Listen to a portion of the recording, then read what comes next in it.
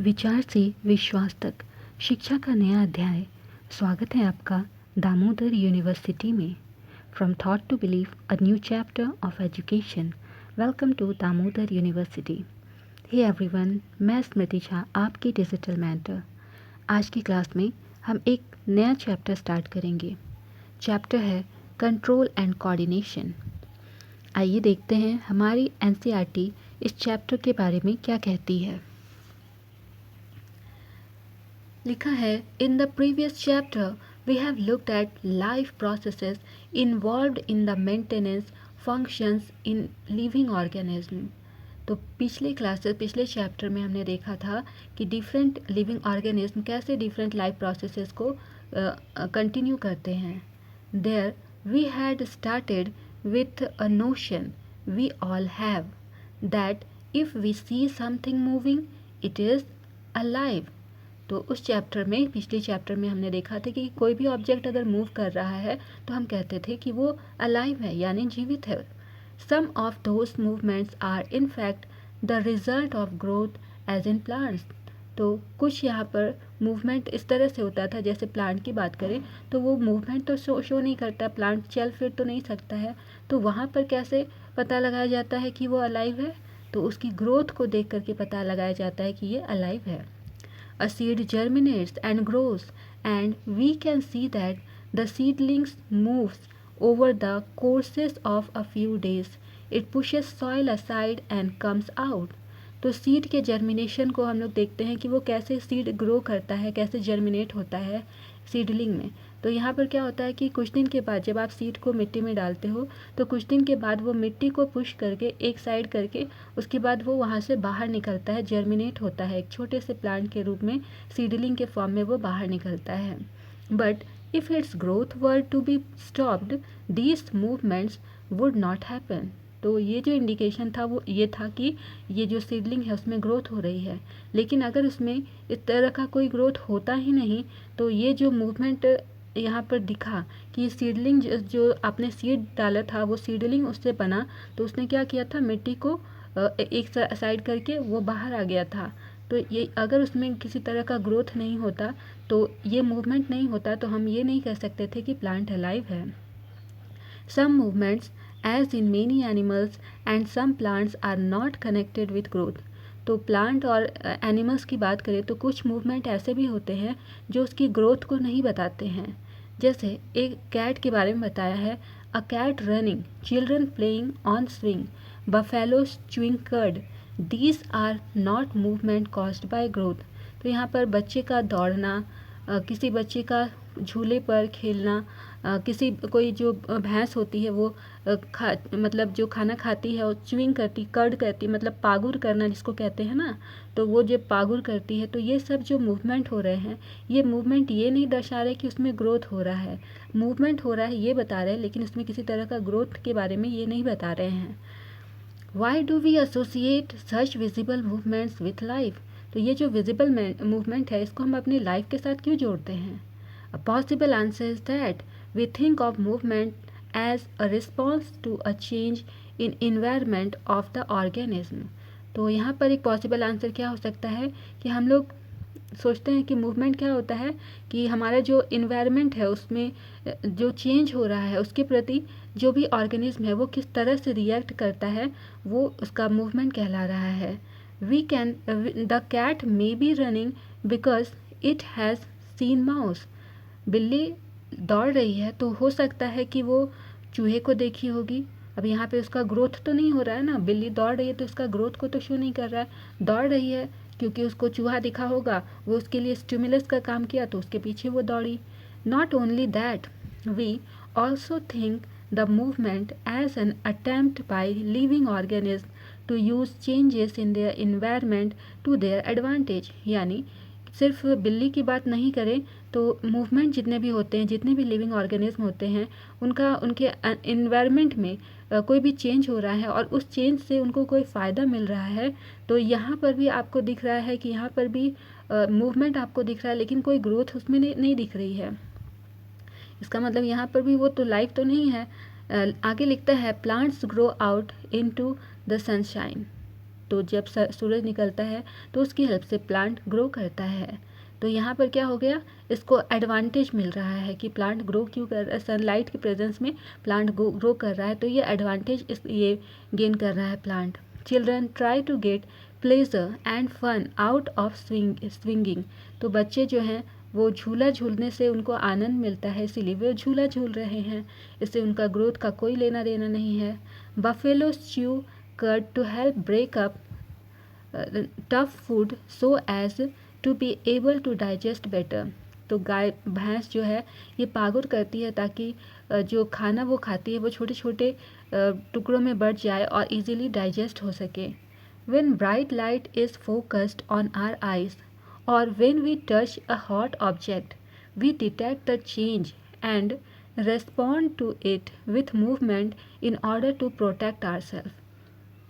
तो जब लाइट हमारी आँखों पर पड़ती है, फोकस होती है, तो हमारी जो आँखें हैं वो कुछ देर के लिए बंद हो जाती है, या फिर किसी हॉट ऑब्जेक्ट को जब आप टच करते हो तो वहाँ पर टेम्परेचर डिफरेंस आपको दिखाई पड़ता है। तो यहाँ पर रिस्पॉन्स आप कैसे करते हो कि तुरंत आप अपना हाथ वहाँ से हटा लेते हो ताकि आपको किसी तरह की कोई परेशानी ना हो, आप प्रोटेक्ट हो जाओ।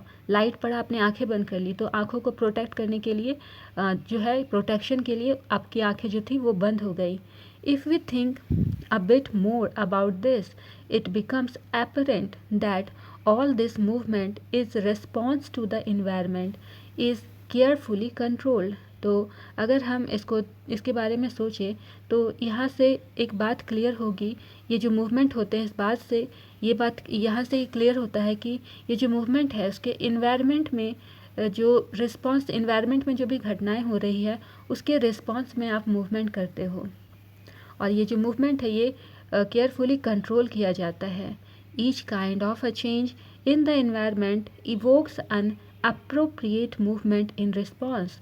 तो यहाँ पर हर एक काइंड का जो चेंज होता है इन्वायरमेंट में, यहाँ पर अप्रोप्रिएट मूवमेंट, आप उसके रिस्पॉन्स में अप्रोप्रिएट मूवमेंट करते हो उसके अकॉर्डिंग, जैसा आपको मतलब इन्वायरमेंट में जिस तरह का भी एक्शन होगा उसके अगेंस्ट आप रिस्पॉन्स करते हो। When we want to talk to our friends in class, we whisper rather than shouting loudly. तो अगर हमें अपने दोस्तों से अपने क्लास में बात करनी होती है तो हम ज़ोर से चिल्लाने की बजाय क्या होता है, फुसफुसा करके बात करते हैं। Clearly, the movement to be made depends on the event that is triggered it. तो ये मूवमेंट क्या चीज़ पर डिपेंड किया है कि आपके आसपास में आपको किस चीज़ की ज़रूरत है, कब, कहाँ, किस तरह से की आवश्यकता है। Therefore, such controlled movement must be connected to the recognition of various events in environment followed by only the correct movement in response.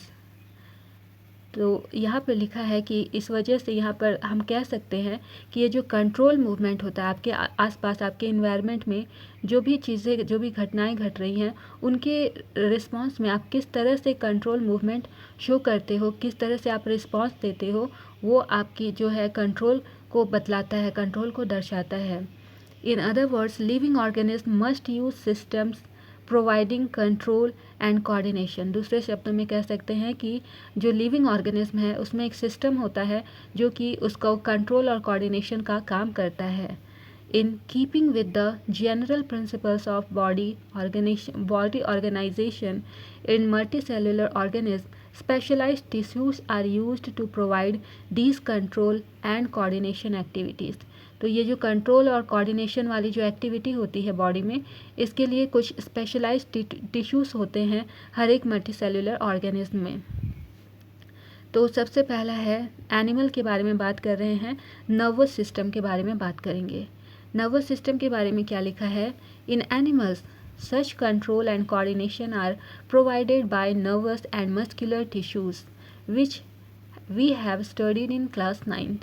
तो एनिमल्स की बात करें तो यहाँ पर इस तरह का जो कंट्रोल और कोऑर्डिनेशन होता है ये कौन शो करता है, नर्वस मस्कुलर टिश्यू की हेल्प से ये कंट्रोल एंड कोऑर्डिनेशन का काम होता है, और ये हम ऑलरेडी क्लास 9th में पढ़ चुके हैं। Touching a hot object is an urgent and dangerous situation for us. तो किसी हॉट ऑब्जेक्ट को आपने टच कर लिया तो ये एक बहुत ही ज़रूरी और बहुत ही ख़तरनाक सिचुएशन हम लोगों के लिए होती है। We need to detect it and respond to it. हमें इसका पता चलना चाहिए और तुरंत इसके तुरंत इसके लिए हमें रिस्पॉन्ड करना चाहिए। How do we detect that we are touching a hot object. तो हमें जैसे ही हम टच करते हैं किसी भी हॉट ऑब्जेक्ट को, हम तुरंत अपना हाथ पीछे की तरफ खींच लेते हैं। तो हमें कैसे पता चलता है कि जो ऑब्जेक्ट है वो टच किए हैं वो गर्म हो गया है? All information from our environment is detected by the specialized tips of some nerve cells. तो हमारी बॉडी में नर्व सेल्स प्रेजेंट होते हैं जो कि इन्वायरमेंट में हो रहे चेंजेस को डिटेक्ट करते हैं। These receptors are usually located in our sense organs such as the inner ear, the nose, the tongue and so on। तो ये जो रिसेप्टर्स प्रेजेंट होते हैं बॉडी के सेंस ऑर्गन्स में प्रेजेंट होते हैं। जैसे हमारा इनर ईयर की बात करो, नोज़ में प्रेजेंट होते हैं, टंग और डिफरेंट लोकेशंस पर ये प्रेजेंट होते हैं। ये सभी रिसेप्टर्स प्रेजेंट होते हैं। सो gustatory receptors will detect taste while olfactory receptors will detect smell। तो हमारे बॉडी में दो तरह के रिसेप्टर्स के बारे में अभी आपको बताया गया है। एक है गस्टेटरी रिसेप्टर, ये क्या करते हैं, टेस्ट के बारे में आपको बताते हैं। दूसरे होते हैं ऑल्फैक्टरी रिसेप्टर, ये क्या करते हैं, स्मेल के थ्रू डिटेक्ट करते हैं, स्मेल के बारे में पता लगाते हैं। इससे आपको जो भी स्मेल आपके आसपास में है उसका आप पता लगा सकते हो। This information acquires at the end of the dendrites tip of a nerve cell. तो नर्व सेल्स में आपके पास में यहाँ पर डेंड्राइट टिप्स होते हैं, तो उनके थ्रू ये इंफॉर्मेशन आप तक पहुँचती है। Sets of a chemical reaction that creates a electrical impulse. तो ये जो है केमिकल रिएक्शन प्रोड्यूस करते हैं जिस वजह से इलेक्ट्रिकल इम्पल्स जनरेट होती है हमारी बॉडी में। This impulse travels from the dendrite to the cell body and then along the axons to its end। तो इसके बाद में ये जो इम्पल्स प्रेजेंट होता है, इम्पल्स ट्रैवल करते हैं कहाँ से, डेंड्राइट से हमारी सेल बॉडी तक ये मूव करते हैं, इम्पल्स मूव करते हैं। और उसके बाद ये कहाँ जाते हैं, एक्सॉन से होते हुए उसके एंड पॉइंट तक जाते हैं। At the end of the axon, the electrical impulse sets off the release of some chemicals। तो इंड जो पोर्शन होता है एक्सॉन का, वहाँ से जो इलेक्ट्रिकल इम्पल्स होते हैं वो रिलीज़ करती है, कुछ केमिकल्स वहाँ पर रिलीज़ करती हैं। These chemicals cross the gap of or synapse and start a similar electrical impulse in a dendrite of the next neuron। तो ये जो हमारा केमिकल्स होता है जो गैप्स या फिर सिनेप्स में जाता है, ये क्या होता है, इलेक्ट्रिकल इम्पल्स उसी तरह का सिमिलर इलेक्ट्रिकल इम्पल्स जनरेट करता है। और ये जो है डेंड्राइट में उसी तरह का सिमिलर केमिकल इम्पल्स जनरेट करता है और अगले न्यूरॉन तक ये सूचनाएं भेजता है। This is a general scheme of how nervous impulse travel in a body. तो ये जनरल तरीका होता है कि किस तरह से नर्वस इम्पल्स बॉडी में ट्रैवल करता है। A similar synapse finally allows delivery of such impulses from neurons to other cells such as muscular cells और ग्लैंड्स। तो इसी तरह का सिनेप्स जो है ये फाइनली अलाउ करता है कुछ इम्पल्सेस जैसे कि न्यूरॉन से अदर सेल्स के पास में भी भेजता है, इसी तरह से मस्कुलर सेल्स और अदर ग्लैंड्स के पास में भी इसी तरह से इंफॉर्मेशन पहुंचती है।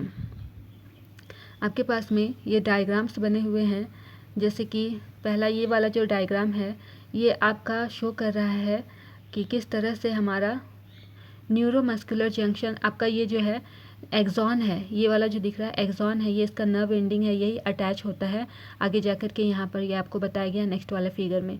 ये सेल बॉडी होती है, ये डेंड्राइट होते हैं और ये है इसका न्यूक्लियस। तो यही जो हमारा एक्सॉन है, ये वाला एंड जो आपको दिख रहा था एक्सॉन जो है, ये एक्सॉन यहाँ पर जाता है और एक्सॉन का जो एंड पॉइंट है ये मसल फाइबर से अटैच होता है, ये मसल फाइबर से पूरा अटैच हुआ है और इसी के थ्रू डिफरेंट जो है मैसेजेस आपको सेंड किए जाते हैं। आगे लिखता है, इट इज़ दस a surprise that nervous tissue is made up of an organized network of nerve cells or neurons and is specialized for conducting information via electrical impulses from one part of the body to another। तो ये एक surprise की बात है कि nervous tissue जो है वो ऑर्गेनाइज्ड नेटवर्क होते हैं, नर्व सेल्स और न्यूरॉन्स के ऑर्गेनाइज्ड नेटवर्क होते हैं, और ये जो होते हैं स्पेशलाइज्ड होते हैं किस चीज़ में, इलेक्ट्रिकल इंफॉर्मेशन को कंडक्ट करने में, और इंफॉर्मेशन को कैसे भेजते हैं, इलेक्ट्रिकल इम्पल्सेस के फॉर्म में बॉडी के एक पार्ट से दूसरे पार्ट तक भेजते हैं। Look at figure 6.1a and identify the parts of neurons where information is acquired. Second, through which information travels as an electrical impulse. And third, where this impulse must be converted into a chemical signal or for outward transmission. अभी आगे आपके पास एक activity दी गई है, लिखा है put some sugar in your mouth, how does it taste. तो आप शुगर माउथ में शुगर डालते हो तो कैसा टेस्ट होता है, मीठा होता है। Block your nose by pressing it between your thumb and index finger, now eat sugar again, is there any difference in its taste. अब अपने नोज़ को आपको बंद करना है और उसके बाद आपको शुगर को इनटेक करना है। अब इसके टेस्ट में क्या डिफरेंस दिखा।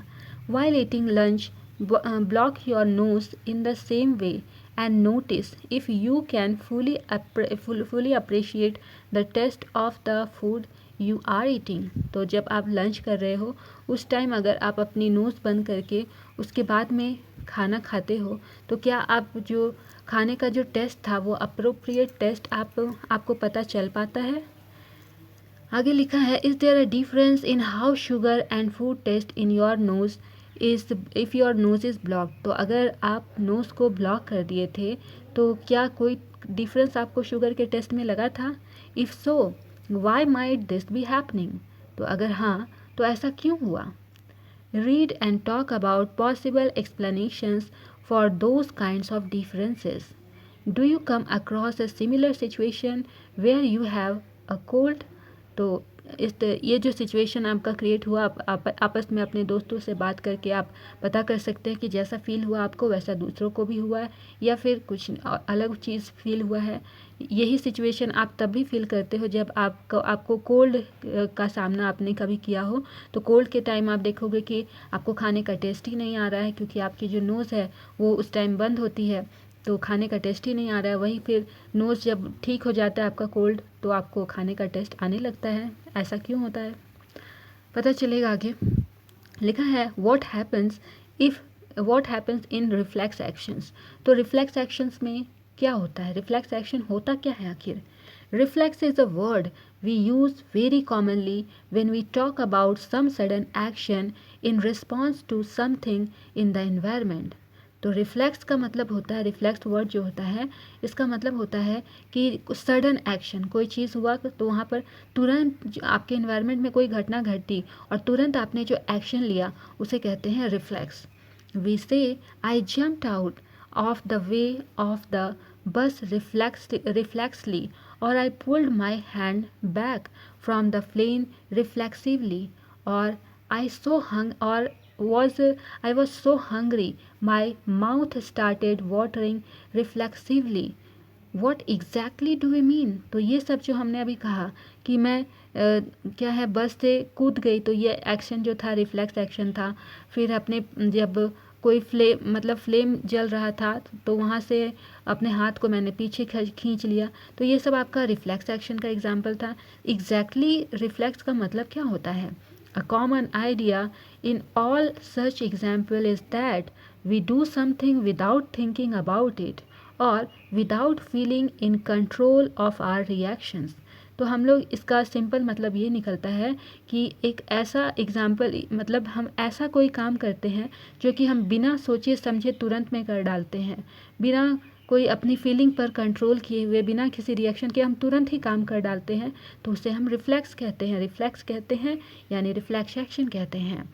Yet these are situations where we are responding with some action to change in our environment. तो ये सभी जो सिचुएशंस हैं हमारे इन्वायरमेंट में जो चेंज हो रहे हैं वहाँ पर हम चेंज के अकॉर्डिंग हम अपना रिस्पॉन्स देते हैं। How is control and coordination achieved in such situation. तो ऐसे सिचुएशन में कंट्रोल और कोऑर्डिनेशन कैसे अचीव किया जाता है। Let us consider this further. Take one of our examples. तो ये जो है आगे हम लोग फिर से इसको पढ़ते हैं एक एग्जाम्पल के through. Touching a flame is an urgent and dangerous situation for us और in fact for any animal. How would we respond to this? तो अगर आपने आग को तुरंत छू लिया तो ये हमारे लिए एक डेंजरस सिचुएशन हो सकती है, इनफैक्ट सभी एनिमल्स के लिए भी हो सकती है. तो इस केस में हम कैसे रिस्पॉन्स करते हैं? One seemingly simple way is to think consciously about the pain and the possibility of getting burned and therefore move our hand. तो हम ऐसा इसलिए करते हैं कि हमें पेन का अनुभव होता है, दर्द का अनुभव होता है, या फिर हमें ऐसा लगता है कि हम जल जाएंगे और इसी वजह से हम अपने हाथ को जो है वहाँ से हटाने का प्रयास करते हैं. An important question then is how long will it take us to think all this? तो ये सब काम तो हम करते हैं, अपना हाथ हमने हटाया, लेकिन ये अपने हाथ को वहाँ से हटाने में हमें कितना समय लगता है? The answer depends on how we think. तो ये आंसर इस बात पर डिपेंड करता है कि हम किस तरह से सोच रहे हैं. If nerves impulses are sent around the way we have talked about earlier, then thinking is also likely to involve the creation of such impulses. तो अगर immediately आपका ब्रेन वर्क किया तो आप जो है तुरंत ही एक्शन लोगे.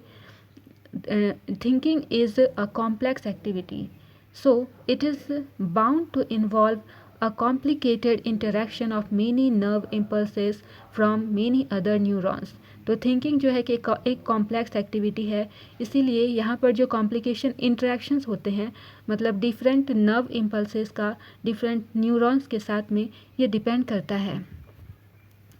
इन if this is the case, it is no surprise that the thinking tissue in our body consists of dense networks of intricately arranged neurons. तो हमारा जो बॉडी है, हमारा जो थिंकिंग प्रोसेस जहाँ जब हम थिंक करते हैं तो यहाँ पर जो टिश्यूज़ हमारी बॉडी में प्रेजेंट होते हैं, ये टिश्यूज़ का डेंस नेटवर्क हमारे न्यूरॉन्स टिश्यूज़ जो होते हैं टिश्यूज़ में न्यूरॉन्स का एक डेंस नेटवर्क प्रेजेंट होता है. It sides in the forward end of the skull. तो हमारे स्कल के फॉरवर्ड एंड में ये प्रेजेंट होता है एंड स्कल के फॉरवर्ड एंड में ये प्रेजेंट होता है and receive signals from all over the body which it thinks about before responding to them. और यहाँ से ये सिग्नल को रिसीव करता है, पूरे बॉडी के पार्ट से रिसीव करता है और मतलब रिस्पॉन्ड करने से पहले उसको रिसीव करता है और उसके बाद में वहाँ से थिंक करने का काम करता है. Obviously, in order to receive these signals, this thinking part of the brain in the skull must be connected to nerves coming from various parts of the body. तो ये जो हमारा सिग्नल्स जो रिसीव हुआ, तो ये जो थिंकिंग पार्ट ब्रेन का हमारा स्कल का है, तो यहाँ पर जो है जो नर्व्स प्रेजेंट होते हैं ये बॉडी के वेरियस पार्ट्स से कनेक्टेड होते हैं, कनेक्टेड होने चाहिए. Similarly if this part of the brain is to instruct muscular muscles to move, nerves must carry this signal back to different parts of the body. उसी तरह से जब हमें सिग्नल को वापस ब्रेन से मसल्स के पास में सिग्नल को भेजना है तो जो नर्व है, तो नर्व से जो सिग्नल्स भेजा जा रहा है वो डिफरेंट बॉडी पार्ट्स के थ्रू मतलब कनेक्टेड, प्रॉपरली कनेक्टेड होना चाहिए. If all this is to be done when we touch a hot object, it may take enough time for us to get burned. अगर ये सब जो वर्क था अभी आपका, तो ये सब वर्क अगर प्रॉपरली वर्क कर रहा है तो इसको जब हाथ हमारा जल रहा होता है तो वहाँ से हाथ हटाने के लिए हमारे ब्रेन को इनफ टाइम मिल जाता है. How does the design of the body solve this problem? तो बॉडी का जो डिज़ाइन होता है हमारा इस तरह की प्रॉब्लम को कैसे सॉल्व करता है? Rather than having to think about the sensation of heat, if the nerves that detect the heat were to be connected to the nerves that move muscles in a simpler way, the process of detecting the signal or the input and responding to it by an output action might be completed quickly. तो यहाँ लिखा है कि जब इस तरह का जो सेंसेशन आपको हीट का फील हुआ, कोई चीज़ को आपको फील हुआ कि यहाँ पर गर्म है ये चीज़, तो हमारा जो नर्व्स प्रेजेंट होते हैं हमारी बॉडी में, ये नर्व्स जो है वो आप डिटेक्ट कर लेते हैं कि ये जगह पर हीट का एक्सेस अमाउंट प्रेजेंट है। हमारे जो मसल्स हैं इसके अकॉर्डिंग फिर प्रोसेस करते हैं, और ये जो सिग्नल्स हैं ये सिग्नल्स को हमारे बॉडी पार्ट तक क्विकली ये सेंड करते हैं। Such a connection is commonly called reflex arc. तो ये जो कनेक्शन था, इस कनेक्शन को रिफ्लेक्स आर्क कहते हैं। Where should such reflex arc connection be made between the input nerve and the output nerve? तो ये इनपुट नर्व और आउटपुट नर्व के बीच में कहाँ पर ये रिफ्लेक्ट आर्क कनेक्शन प्रेजेंट होता है, इसके बारे में हम देखेंगे। The best place of course would be at the point where they first meet each other. तो बेस्ट प्लेस कौन सा होता है, जहाँ पर ये दोनों एक दूसरे से पहली बार मिले थे, वो बेस्ट पॉइंट होता है। Nerves from all over the body meet in a bundle in the spinal cord on their way to the brain। तो ब्रेन के वे में जो स्पाइनल कॉर्ड होता है, यहाँ पर ये सारे जो नर्व्स होते हैं ये बंडल के फॉर्म में मीट करते हैं। Reflex arcs are formed in the spinal cord itself, although the information input also goes on to reach the brain। तो रिफ्लेक्स आर्क्स जो है ये हमारा स्पाइनल कॉर्ड में फॉर्म करते हैं, और यहाँ से ही सारा का सारा इंफॉर्मेशन हमारे जो ब्रेन है उस तक पहुँचता है। Of course, reflex arcs have evolved in animals because of thinking process of the brain is not fast enough। तो रिफ्लेक्स आर्क क्यों बना होता है, क्योंकि थिंकिंग प्रोसेस जो होता है हमारे ब्रेन का वो बहुत ही फास्ट नहीं वर्क करता है। In fact many animals have very little or none of the complex neurons network needed for thinking. तो बात करें कि बहुत सारे ऐसे एनिमल्स हैं जहाँ पर ये जो न्यूरॉन्स हैं, कॉम्प्लेक्स न्यूरॉन्स हैं, वो बहुत ही कम मात्रा में प्रेजेंट होते हैं। इनका नेटवर्क उनकी ब्रेन में बहुत ही कम मात्रा में प्रेजेंट होता है, तो वहाँ पर उनकी थिंकिंग जो है उसके कंपैरिजन मतलब उस अकॉर्डिंग वर्क करती है। So it is quite likely that reflex arcs have evolved as efficient ways of functioning in the absence of true thought processes. तो ये हमारा इस बात पर रिफ्लेक्स आर्क यहाँ पर वर्क करता है कि हम कैसे थॉट करते, किस तरह से हम सोचते हैं, इस पर डिपेंड करता है। However even after complex neurons networks have come into existence, reflex arcs continue to be more efficient for quick response. तो रिफ्लेक्स आर्क क्या होता है, क्विक रिस्पॉन्स के लिए काफ़ी इफ़िशिएंटली वर्क कर रहे हैं। जैसे हमारे पास में ये एग्ज़ाम दिया डायग्राम दिया है रिफ्लेक्स आर्क का। यह है ये जो आपके पास में एक हॉट बर्तन है, यहाँ पर रिसेप्टर का काम कर रहा है। जैसे ही आपने इसको टच किया तो आपका स्किन जो है ये एक रिसेप्टर का काम किया, आपको फील हुआ कि ये जो बर्तन है ये काफ़ी हॉट है।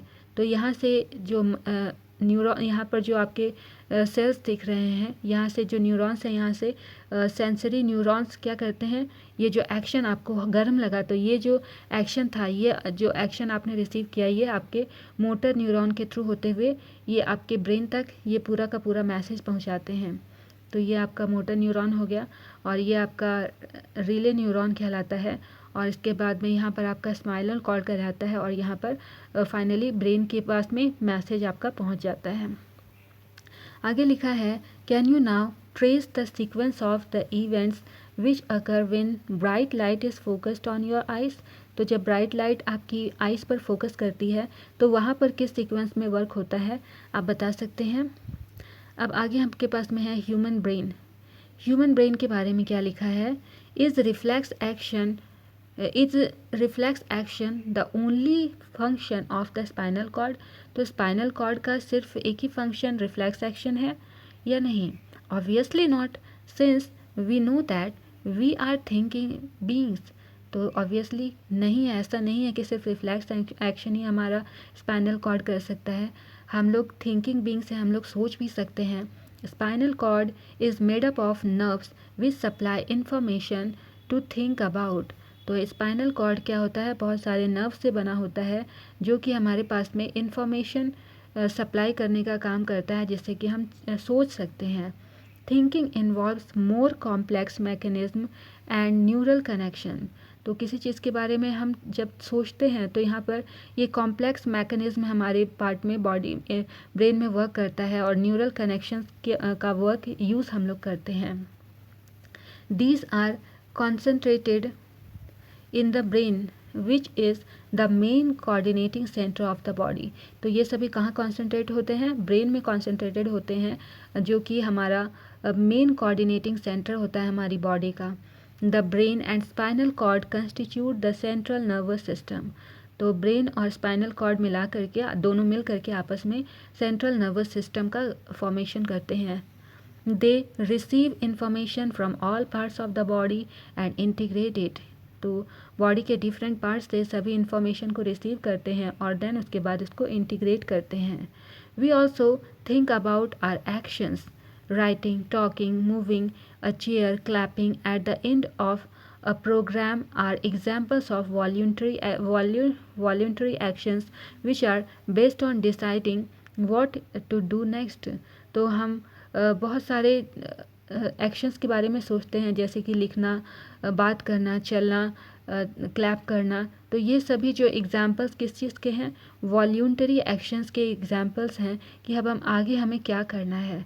So the brain also has to send message to muscles. तो ये सब जब एक्शन कर रहे होते हैं तो ब्रेन को जो है मैसेज को आपके मसल्स तक भी भेजना पड़ता है। This is the second way in which the nervous system communicates with the muscle। तो यहाँ पर ये दूसरा तरीका है जिसमें कि नर्वस सिस्टम हमारा जो मसल है उसके साथ कम्युनिकेट करता है। The communication between the central nervous system and the other parts of the body is facilitated by the peripheral nervous system consisting of cranial nerves arising from the brain and spinal nerves arising from the spinal cord।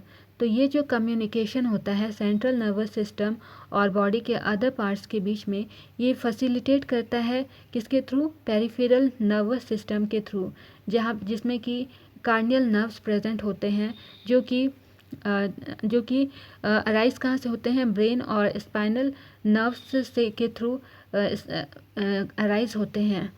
The brain thus allows us to think and take actions based on that thinking। तो brain क्या करता है, हमें सोचने के लिए allow करता है और किस तरह के एक्शंस हम लेंगे अपने थिंकिंग पर, ये सब अलाउ करता है brain. as you will expect this is accomplished through a complex design with different parts of the brain responsible for integrating different inputs and output। तो जैसा कि आप एक्सपेक्ट कर सकते हैं कि ये जो सभी एक्शंस हुए ये अकॉम्प्लिश होते हैं, बहुत ही कॉम्प्लेक्स डिज़ाइन से अकॉम्प्लिश किए जाते हैं। इसमें बॉडी के डिफरेंट, आपके ब्रेन के डिफरेंट पार्ट्स इसके लिए रिस्पॉन्सिबल होते हैं, ताकि जो भी आप वर्क कर रहे हो सभी एक इंटीग्रेटेड फॉर्म में इनपुट और आउटपुट वर्क आपका हो सके। Thus, brain has 3 such major parts or regions, namely the forebrain, midbrain and the hindbrain। तो इस तरह से ब्रेन का 3 मेजर पार्ट होता है, फोरब्रेन, मिडब्रेन और hindbrain. The forebrain is the main thinking part of the brain. तो forebrain को ब्रेन का मेन थिंकिंग पार्ट कहा जाता है। It has regions which receive sensory impulses from various receptors. तो ये इसमें ऐसे रीजन्स प्रेजेंट होते हैं जो कि सेंसरी इम्पल्सेस वेरियस रिसेप्टर से गेन करते हैं, रिसीव करते हैं। Separate areas of the four brain are specialized for hearing, smell, sight and so on. तो हमारे यहाँ पे सेपरेट एरियाज प्रेजेंट होते हैं फोर ब्रेन में, जो कि स्पेशलाइज्ड होते हैं हियरिंग के लिए, सुनने के लिए, स्मेल के लिए, देखने के लिए और बहुत सारे काम को करने के लिए।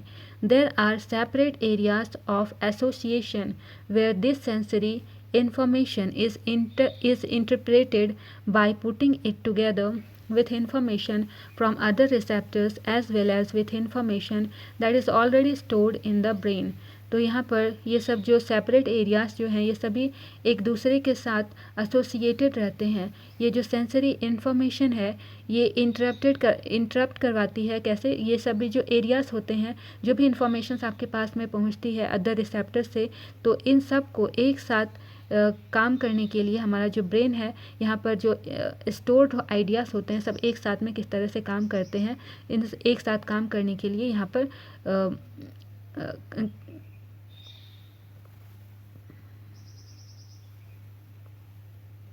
प्रिपेयर्ड होते हैं। Based on all this decision is made about how to respond, and the information is passed on the major motor areas which control the movement of voluntary muscles, for example our leg muscles।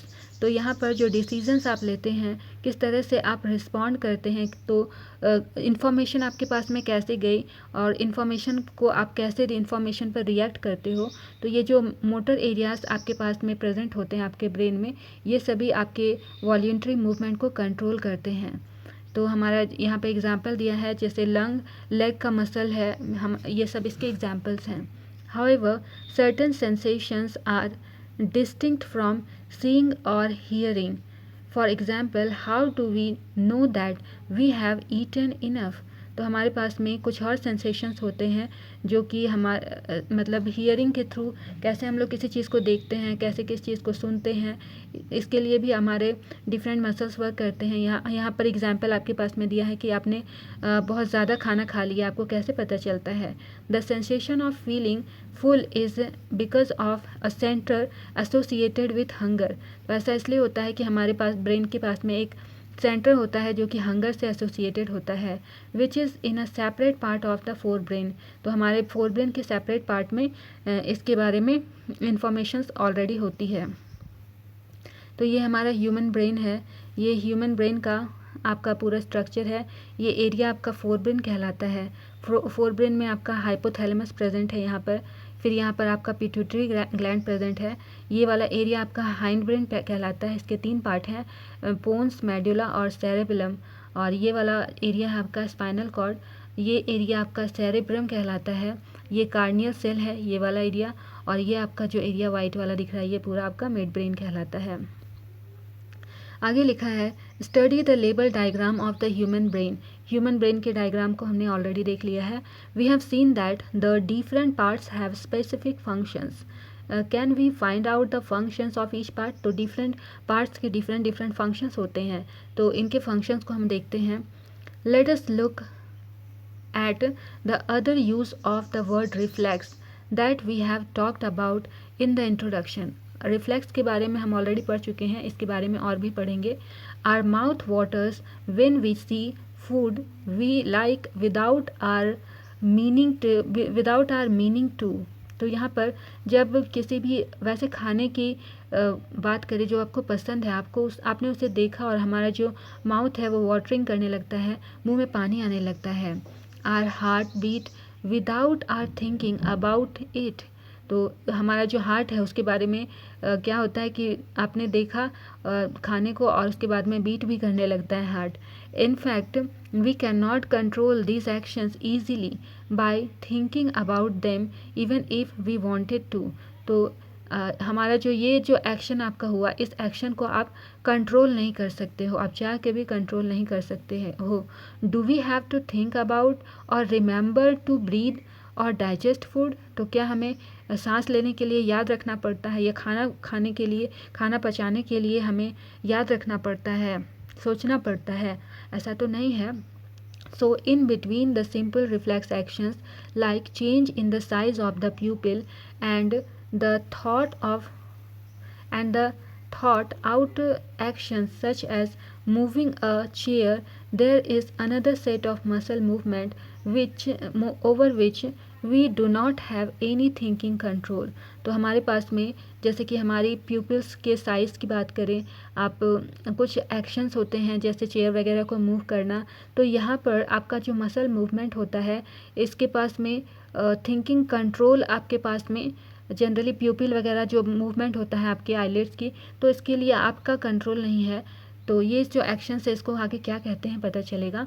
Many of this involuntary actions are controlled by the mid brain and hind brain. तो इस तरह के जो actions होते हैं ये कहाँ से कंट्रोल होते हैं, आपके मिड ब्रेन और हाइंड ब्रेन इनको कंट्रोल करता है। All this involuntary actions including blood pressure, salivation and vomiting are controlled by the medulla in the hind brain। तो ये सभी जो एक्शंस आपने देखे जहाँ पर आपका कंट्रोल नहीं होता है उसको इनवॉल्यूंटरी एक्शंस कहते हैं। इसमें आपका ब्लड प्रेशर आ गया, सलाइवेशन यानी कि जब खाने को देखकर आपको मुंह में पानी आ गया था उसको सलाइवेशन कहे, वोमिटिंग किए, ये सभी जो है आपका कंट्रोल कौन सा पार्ट करता है, ब्रेन का हिंड ब्रेन जो है, हिंड ब्रेन में प्रेजेंट जो मेडुला होता है वो इसको कंट्रोल करता है। Think about activities like walking in a straight line, riding a bicycle, picking up a pencil. तो कुछ एक्टिविटीज़ है जैसे कि सीधे लाइन में चलना है, कोई बाइसाइकिल आपको चलाना है, पेंसिल को उठाना है। These are possible due to a part of the hand brain called the cerebrum. तो ये सभी जो एक्शंस होते हैं ये हैंड ब्रेन में का एक पार्ट होता है सेरेब्रम, वो इन सभी एक्शंस को कंट्रोल करता है। It is responsible for precision of voluntary actions and maintaining the posture and balance of the body। तो हमारा बॉडी का पोस्चर हो गया, बॉडी के बैलेंसिंग में ये हेल्प करता है। Imagine what would happen if each of these events failed to take place if we were not thinking about it। तो अगर ये जो मतलब मान लीजिए कि ये जो इवेंट्स हुए, अगर ये सभी इवेंट्स फेल हो जाते हैं तो इसके बारे में हम सोच नहीं रहे हैं, ये इवेंट्स फेल हो जाते हैं तो क्या होगा। How are these tissues protected. तो ये जो टिश्यूज़ थे ये टिश्यू कैसे प्रोटेक्टेड होते हैं इनके बारे में हम देखते हैं। लिखता है a delicate organ like the brain which is so important for a variety of activities need to be carefully protected। तो हमारा जो ब्रेन है एक डेलिकेट मेम्ब्रेन है, यहाँ पर जो डिफरेंट एक्टिविटीज़ है उनको जो है ये कंट्रोल करने का काम करता है। तो हमारे ब्रेन को केयरफुली प्रोटेक्शन की ज़रूरत होती है। For this the body is designed so that the brain sits inside a bony box. तो इसके प्रोटेक्शन के लिए हमारा जो ब्रेन है वो एक बोनी बॉक्स के अंदर प्रेजेंट है। Inside the box the brain is contained in a fluid filled balloon which provides further shock absorption. तो बोनी बॉक्स के अंदर अगेन क्या है, फ्लूइड फिल्ड बलून है, उसके अंदर आपका ब्रेन प्रेजेंट है जो कि ये फ्लूइड फिल्ड बलून आपका शॉक एब्जॉर्प्शन से, आपको शॉक से बचाने का काम करता है। If you run your hand down the middle of your back you will feel a hard bumpy structure. तो जब आप रन करते हो तो आपका हैंड जो है वो आपका मिडिल बैक की ओर आपका जाता है, तो आप जो है उस टाइम क्या है हार्ड फील करते हो और एक बम्पी स्ट्रक्चर सा फीलिंग आता है। This is the vertebral column. तो ये जो स्ट्रक्चर आप फील करते हो वो क्या है, वर्टिब्रल कॉलम है, या फिर इसे हम बैकबोन भी कहते हैं। और ये बैकबोन क्या करता है, स्पाइनल कॉर्ड को प्रोटेक्ट करने का काम करता है। How does the nervous tissue cause action. तो नर्वस टिश्यू कैसे कोई एक्शन करते हैं। So far we have been talking about nervous tissue and how it collects information, sends it around the body, processes information, makes decision based on the information and conveys decision to the muscles for action। तो हमने अभी तक nervous tissue के बारे में ये पढ़ा कि किस तरह से ये इन्फॉर्मेशन को कलेक्ट करता है और इन्फॉर्मेशन को बॉडी के डिफरेंट पार्ट्स के पास पहुंचाता है, इन्फॉर्मेशन को कैसे प्रोसेस करता है, कैसे डिसीज़न लेता है, जो इन्फॉर्मेशन आपके पास पहुंची है उसके अकॉर्डिंग कैसे डिसीज़न लेता है, कैसे डिसीज़न को डिफरेंट मसल्स को कैसे कन्वे करता है, ये सभी के बारे में हमने पढ़ा। In other words, when the action or movement to be performed, muscle tissue will do the final job। तो यहाँ पर ये सभी एक्शन जब ये यहाँ पर हुए तो यहाँ पर फाइनल जॉब कौन कर रहा है, मसल टिश्यू आपका फाइनल जॉब कर रहा है। How do animals muscles move, अब एनिमल्स मसल कैसे मूव करते हैं? When a nerve impulse reaches the muscle fibre must move, तो नर्व इम्पल्स जब मसल के पास पहुंचते हैं तो मसल फाइबर जो है मूव करता है। How does muscle cell move, muscle cell कैसे मूव करते हैं? The simplest notion of movement at all cellular level is that muscle cells will move by changing their shapes so that they shorten, तो muscle cell कैसे move करते हैं? अपने shape को change करके मूव करते हैं। So the next question is how do muscle cells change their shape, अब सवाल ये है कि मसल सेल कैसे अपना शेप चेंज करते हैं? The answer must lie in the chemistry of cellular components, तो केमिस्ट्री में सेल्यूलर कंपोनेंट में इसका हमको आंसर मिल सकता है। Muscle cells have special proteins that change both their shape and their arrangement in the cell in response to nervous electrical impulses, तो muscle cell में कुछ स्पेशल प्रोटीन्स प्रेजेंट होते हैं जिस वजह से इसका शेप चेंज हो सकता है, इसका अरेंजमेंट चेंज हो सकता है। When this happens, new arrangement of these proteins give the muscle cell a shorter form, तो ये सभी जब अरेंजमेंट होते हैं तो ये जो प्रोटीन्स प्रेजेंट होते हैं ये इसको शॉर्टर फॉर्म प्रदान करने का काम करते हैं। Remember when we talk about muscle tissue in class 9th there were different kinds of muscles, तो हमने क्लास 9th में डिफरेंट काइंड ऑफ मसल्स के बारे में पढ़ा है, such as voluntary muscles and involuntary muscles, तो दो तरह के मसल्स के बारे में हमने पढ़ा है, voluntary and involuntary muscles. Based on what we have discussed so far, what do you think the difference between these would be, तो इन दोनों मसल्स के बीच में क्या डिफरेंस हो सकता है देखेंगे हम। अभी फ़िलहाल आपके पास में कुछ क्वेश्चन है, इन्हें देख लेते हैं। फर्स्ट क्वेश्चन कह रहा है what is the difference between reflex action and walking, तो रिफ्लेक्स एक्शन और वॉकिंग में क्या डिफरेंस है? आंसर है reflex action is a rapid automatic response to stimulus, तो रिफ्लेक्स एक्शन किसी भी स्टिमुलस के प्रति रैपिड और ऑटोमेटिक रिस्पॉन्स होता है। It does not involve any thinking, तो यहाँ पर आपको सोचने का समय नहीं मिलता है, किसी तरह का थिंकिंग आप यहाँ पर नहीं कर पाते हो। For example we close our eyes immediately when the bright light is focused, example है जब ब्राइट लाइट आपकी आंखों पर जाती है तो तुरंत आपकी आंखें बंद हो जाती है। Walking on the other hand is a voluntary action, तो वॉकिंग जब आप वॉक करते हो तो यहाँ पर भी ये एक वॉल्यूंटरी एक्शन है, जब लेफ्ट पैर आप आगे करते हो तो अपने आप उसके बाद राइट पैर आगे जाता है, तो यहाँ पर ये वॉल्यूंटरी एक्शन है। It is under our conscious control, ये सभी आपके कॉन्शियस कंट्रोल में होते हैं। क्वेश्चन नंबर 2 कह रहा है what happens at the synapse between two nephron, तो टू नेफ्रॉन के बीच में यहाँ पर क्या मतलब सिनेप्स जो होते हैं इनके बीच में क्या होता है, ये जो न्यूरॉन्स होते हैं यहाँ पे सिनेप्स क्या होता है ये आपको बताना है। तो a very small gap that occur between the last portion of axon of one neuron and the dendron of the other neuron is known as synapse, तो synapse क्या होता है कि जो हमारा लास्ट पोर्शन होता है एक्सॉन का और न्यूरॉन में जो आपके पास में जो डेंड्रॉन प्रेजेंट होता है, तो एक न्यूरॉन का एक्सॉन और दूसरे न्यूरॉन का डेंड्रॉन के बीच में जो आपके पास में कनेक्शन होता है, तो ये जो है ये आपका क्या कहलाता है, ये सिनेप्स कहलाता है।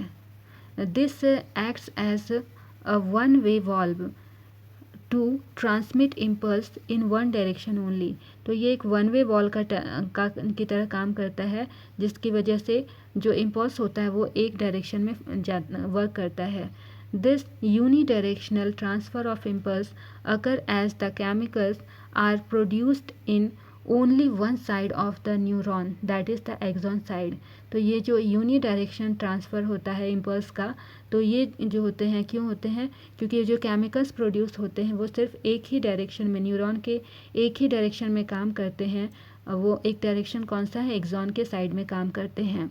From axon the impulses travel across the synapse to the dendron of the other neuron, तो एक्सॉन से ये जो इम्पल्सेस होते हैं वो सिनेप्स में ट्रैवल करते हैं और देन डेंड्रॉन मतलब दूसरे न्यूरॉन के डेंड्रॉन में ट्रैवल करते हैं। ये आपका डायग्राम है, सिनेप्स और न्यूरोमस्कुलर जंक्शन इसे कहते हैं, इसका पूरा डायग्राम आपको दिख रहा है। ये एक्सॉन है और ये बाकी के इसके सारे पार्ट्स आपको दिख रहे हैं।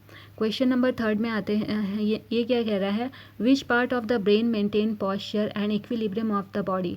तो बॉडी का कौन सा पार्ट, आपका ब्रेन का कौन सा पार्ट बॉडी के पॉस्चर और इक्विलिब्रियम को मेंटेन करता है। आंसर है cerebellum. Cerebellum, a part of hind brain is responsible for maintaining posture and equilibrium of the body. Question number 4 कह रहा है, how do we detect the smell of अगरबत्ती। तो अगरबत्ती की ये स्मेल को आप कैसे पहचान सकते हो। आंसर है, the thinking part of our brain is the four brain. तो थिंकिंग पार्ट हमारे ब्रेन का कौन है, fore brain. It has separate areas that are specialized for hearing, smelling, sight, taste, touch etcetera. तो हमारा जो फोर ब्रेन है वहाँ पर सेपरेट स्पेशलाइज्ड एरियाज होते हैं। आप सुनना चाहते हो, स्मेल करना चाहते हो, किसी चीज़ को देख रहे हो, टेस्ट कर रहे हो, टच कर रहे हो, तो सबके लिए सेपरेट एरियाज होते हैं। The fore brain also has regions that collect information or impulses from the various receptors. तो फोन ब्रेन के पास में और भी रीजन्स होते हैं जो कि इन्फॉर्मेशन को और इंफॉर्मेशन या फिर इम्पल्सेस को वेरियस रिसेप्टर से कलेक्ट करते हैं। When the smell of an incense stick reaches us our fore brain detected. तो जब अगरबत्ती की स्मेल पहुंचती है आप तक तो हमारा जो फोर ब्रेन है वो उसे डिटेक्ट कर लेता है। Then the four brain interprets it by putting it together with the information received from other receptors and also with the information already stored in brain। तो ब्रेन में आपके पास ऑलरेडी इंफॉर्मेशन स्टोर्ड रहती हैं या फिर अदर रिसेप्टर्स के पास में भी इंफॉर्मेशन है, तो वहाँ से उसको मैच करता है ब्रेन हमारा। उसके बाद में आपको पता चलता है कि ये जो स्मेल है वो अगरबत्ती की स्मेल है। क्वेश्चन नंबर 5 कह रहा है, what is the role of the brain in reflex action. तो रिफ्लेक्स एक्शन में ब्रेन का क्या रोल है ये बताना है। आंसर है, reflex actions are sudden response which do not involve any thinking. तो रिफ्लेक्स एक्शन सडन रिस्पॉन्स होता है, यहाँ पर आपको सोचने का समय नहीं मिलता, आप तुरंत ही रिस्पॉन्स देते हो। For example, when we touch a hot object we withdraw our hand immediately without thinking, as thinking may take time which would be enough to get burned। तो यहाँ पर एग्जाम्पल आपके पास में दिया है कि किसी हॉट ऑब्जेक्ट को जब आप टच करते हो तो आप तुरंत अपना हाथ पीछे हटा लेते हो। यहाँ पर इस केस में अगर आप थिंक करते रहोगे, सोचने का समय आपको मिलेगा, तो इस केस में आपका जो हाथ है वो जल जाएगा। The sensory nerves that detect the heat are connected to the nerves that move the muscle to hand. तो मसल से लेके हैंड तक जो प्रेजेंट आपके पास में सेंसरी नर्व्स प्रेजेंट होते हैं जो आपको यहाँ पर डिटेक्ट करने का काम करते हैं, जो डिटेक्ट करते हैं कि क्या हो रहा है। Such a connection of detecting the signal from the nerve and responding to it quickly. तो ये सभी जो है सिग्नल को कैच करते हैं, डिटेक्ट करते हैं, पता लगाते हैं और तुरंत जो है रिस्पॉन्ड भी करते हैं। यहाँ पर लिखा है the reflex arcs connection between the input and output nerves meet in a bundle in the spinal cord. तो ये सभी स्पाइनल कॉर्ड में एक बंडल के फॉर्म में प्रेजेंट होते हैं। Reflex arcs are formed in the spinal cord. Reflex arc आपके स्पाइनल कॉर्ड में फॉर्म होते हैं and the information reaches the brain. और उसके बाद इंफॉर्मेशन जो है वो ब्रेन तक पहुंच जाती है। The brain is only aware of the signal and the response that has taken place. तो ब्रेन जो है वो सिग्नल के थ्रू, सिग्नल जो उसको मिलता है उसके प्रति अवेयर होता है और उसके बाद पता लगने के बाद में वो रिस्पॉन्स तुरंत देता है। However the brain has no role to play the creation of the response. तो रिस्पॉन्स के क्रिएशन में ब्रेन का कोई भी रोल नहीं होता है। तो ये हमारी आज की क्लास थी। अगर कोई भी डाउट हो तो आप हमारे DU के कमेंट सेक्शन में अपना सवाल ज़रूर पूछें। मैं हर एक लर्नर को रिप्लाई देने की कोशिश करूँगी। Okay then, keep learning, keep growing only at DU। मिलते हैं अगली क्लास में। Bye bye.